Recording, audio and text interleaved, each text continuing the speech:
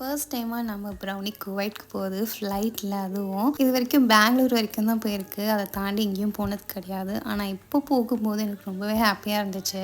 இந்த ஆர்டர் கொடுத்தது வேறு யாரும் இல்லை, நான் எப்போவுமே முட்டை வாங்குகிறேன் அந்த கடைக்காரர் தான் கொடுத்தாரு. இது வரைக்கும் என்கிட்ட 4 வாட்டி ஆர்டர் பண்ணியிருக்காரு. கடைசியாக ஒரு வீடியோவில் சொல்லியிருப்பேன், எடுத்துகிட்டு போயிட்டு கொடுத்தாச்சு. எப்போ நான் முட்டை வாங்குறேனோ அப்போ தான் வந்து ரிவ்யூ கேட்க போகலான் இருக்கேன். ரிவ்யூ கேட்டப்போ சூப்பராக இருக்குது, நல்லா இருந்தது, நானும் என் ஒய்ஃபும் சாப்பிட்டோம் அப்படின்னாரு. அதே மாதிரி நிறைய பேருக்கு ஷேரும் பண்ணியிருக்கேன் அப்படின்னாரு. ஊர்லேருந்து கசின் வந்திருக்காங்க, அவங்க திருப்பியும் வந்து குவைட்க்கு போகிறாங்க. ஸோ நான் ரிட்டன் கிஃப்டாக கொடுக்கணும், அதனால் 1/2 kg மட்டும் நாளைக்கு ரெடி பண்ணி தர முடியுமா அப்படின்னு கேட்டார்.